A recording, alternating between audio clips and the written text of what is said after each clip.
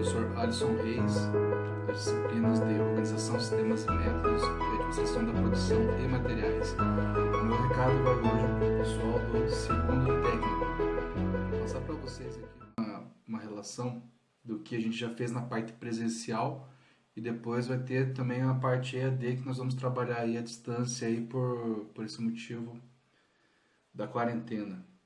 Então tá, pessoal. Trabalhos realizados no presencial, todos no caderno, né? A gente fez aquele do Just in Time, né? Que significa, muitas pessoas traduzem como tempo justo, mas na verdade seria a tradução literal apenas no tempo, né? Nada mais é você entregar, ele é mais uma filosofia, você entregar o material da quantidade desejada, como o cliente quer, na hora que o cliente quer, conforme os parâmetros desejados pelo cliente. Era como se você fosse comprar, por exemplo, algo da internet. Um produto que você trouxe lá de um outro país. Você quer que ele chegue aqui nas melhores condições, no tempo hábil, com a rastreabilidade. Então, Just in Time seria isso. Então, isso a gente fez no caderno. Para quem não entregou ainda, vamos correr atrás. Supply Chain Management é o gerenciamento da cadeia de suprimentos. É aquele desenho da cadeia que a gente fez lá do fornecedor, partindo do fornecedor para uma fábrica, da fábrica depois vai para um atacadista, para um varejista, e depois para o consumidor final. É da matéria-prima até o produto final, passando por todos esses intermediários. Igual a gente conversou bastante em sala, existe aquela cadeia curta e a cadeia longa, né? A cadeia de suprimentos longa é aquela onde existem vários intermediários. Quanto mais intermediário, o produto lá no final vai ficar um pouco mais caro, porque todos vão querer uma parte, uma margem de lucro ali dentro, os intermediários vão criar uma margem de lucro. Então o produto lá no final vai ficar mais caro. E uma cadeia curta é aquela onde não tem não tem intermediário. Então você consegue pegar, por exemplo, um produtor, um alimento orgânico. Eu vou lá como cliente final, compro direto do produtor, fornecedor. Então ali, o que vai acontecer ali não vai ter tantos custos que aconteceria numa cadeia longa. Existem vantagens e desvantagens, tanto em uma quanto em outra. Uma vantagem de uma cadeia curta é que o fornecedor consegue ficar tete a tete, conhecer o teu cliente, saber o que ele deseja ali, é uma grande vantagem. Desvantagem, o produto vai ficar ali numa região local, não vai expandir muito, vai atender aquela clientela. Agora, analisando uma cadeia longa de vantagem, que ela consegue fazer a globalização do produto, né? Um produto hoje feito, por exemplo, numa pequena cidade do interior, pode ir para o outro lado do mundo, graças aos intermediários, a globalização, a cadeia de suprimentos, né? Fazendo o produto chegar até o outro lado do mundo. Interessante isso. Desvantagem é mais as questões de custos, né? Porque vai envolver uma logística, uma distribuição muito grande ali. Os custos vão ser um pouco elevados. Falamos sobre o estoque puxado e empurrado também, né? Em sala de aula, na parte presencial. Seria o estoque empurrado, é aquele que você tem uma expectativa de demanda, faz o produto e vai tentar sair por aí vendendo, vai empurrar para o teu cliente. Claro, tem muitos outros conceitos, né? Eu estou resumindo esses conceitos para vocês pesquisarem, correrem atrás aí mais detalhadamente. Mas seria teoricamente isso. Você tem uma expectativa de demanda, faço o produto e saio por aí procurando vender. Agora no estoque puxado, posso pegar, por exemplo, um fast food. O fast food lá não tem como deixar os produtos já prontos para o cliente chegar lá e comprar, não. Muitas vezes o lanche ele é montado ali na hora, o cliente vai montando o combo dele, vai montando o lanche conforme os ingredientes que ele quer. Então o cliente está puxando ali a demanda. A demanda ali é puxada, o estoque está sendo o quê? Puxado. Porque o atendente vai perguntando para o cliente vai falando, eu quero mais salada, quero mais carne, quero mais isso. Vai montando ali o lanche dele, e daí vai ter uma configuração de lanche, e vai ter um custo para essa configuração de lanche. Então é um estoque puxado. O cliente está puxando todo o estoque, a produção. Diferente de uma empresa que produz o item e depois tenta empurrar aí para o cliente, né? Então estoque empurrado, estoque puxado. Na empresa pode existir os dois com certeza. Os dois ramos. Da parte EAD, pessoal, eu vou solicitar que vocês pesquisem a parte das 8 mudas, né? Muda em japonês significa desperdício, né? Fazer uns pequenos relatórios aqui para vocês ir pesquisando, porque lá na frente, quando voltarmos para a parte presencial, vou trabalhar em cima desse tema. Pode fazer essas pesquisas no arquivo do Word, não tem problema. A gente pode postar lá no Google Classroom. Vamos acompanhar também as aulas gravadas, como que vai ser as aulas, para a gente poder acompanhar o que vai ser passado e mais esse material aqui para poder a gente ir se embasando, né? Então, o que eu posso falar das 8 mudas para adiantar para vocês, como muda significa desperdício, são os desperdícios em várias etapas da tua fábrica, né?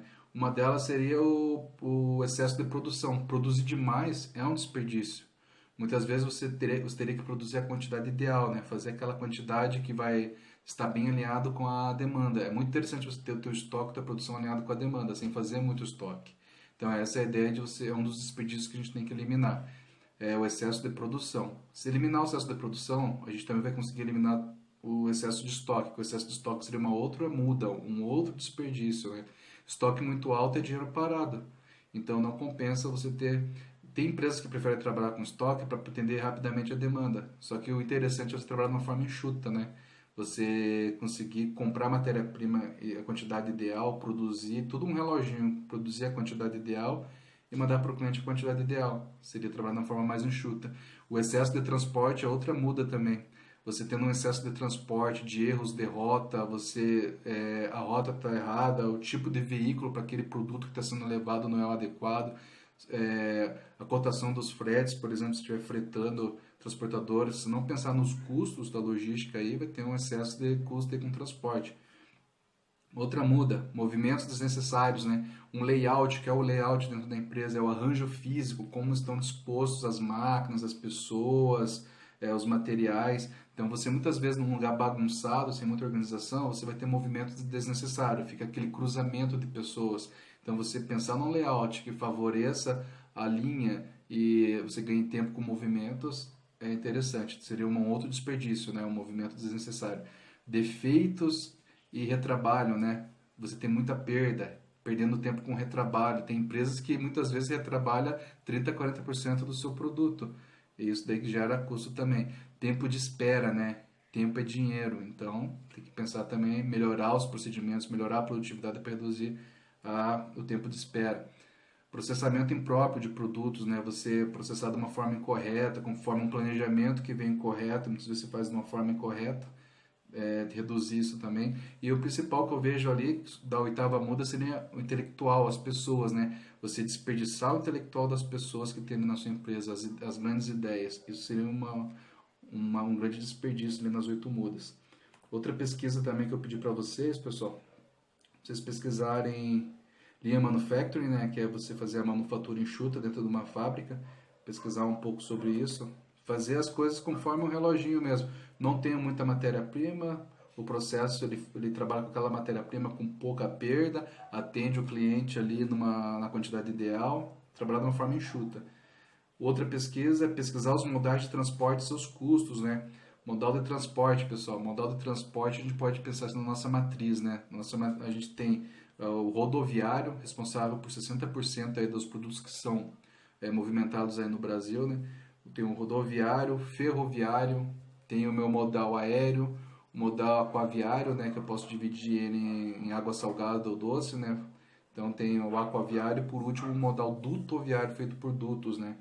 O rodoviário, todos eles têm vantagens e desvantagens, né? Mas os países que conseguem uma grande redução de custo com o transporte são aqueles que investem nas ferrovias, né?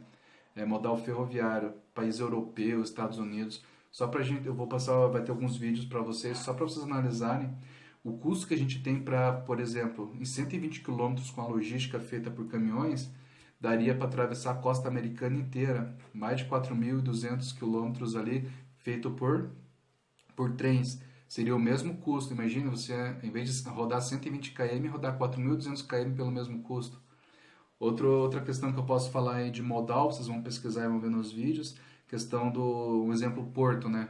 Tem um porto aí que os navios ficam na espera, no gargalo ali, né? É um gargalo, todo mundo esperando numa fila para ser atendido para atracar no porto ali. Em média, cada navio é 60 mil reais por dia. A diária é 60 mil reais de cada navio. Imagine 80 navios esperando 7 dias por semana, o custo semanal aí dessa espera. Imagina multiplicar todos esses custos aí durante um ano, quantos milhões, bilhões vão dar aí. Então, vocês vão pesquisar também o modal de transporte. Então tá, modal rodoviário feito por caminhões, tem as vantagens e desvantagens, vocês podem pesquisar. Modal ferroviário, vantagem e desvantagem. O aquaviário, o aéreo e o dutoviário feito por dutos. certo? Também tenho aqui o modal, outra pesquisa, assistir os vídeos, né, e fazer um relatório. Beleza, pessoal? Um dos vídeos são problemas na logística brasileira e transportes de cargas do Brasil. É um dos mais caros e ineficientes do mundo. É uma grande desvantagem essa parte de transporte. Então, foquem aí, pessoal, nessa parte. A parte presencial que vocês fizeram vai estar em amarelo e a parte que está ali em branco é a parte que vocês vão ter que fazer EAD, junto com as outras atividades que vão surgir.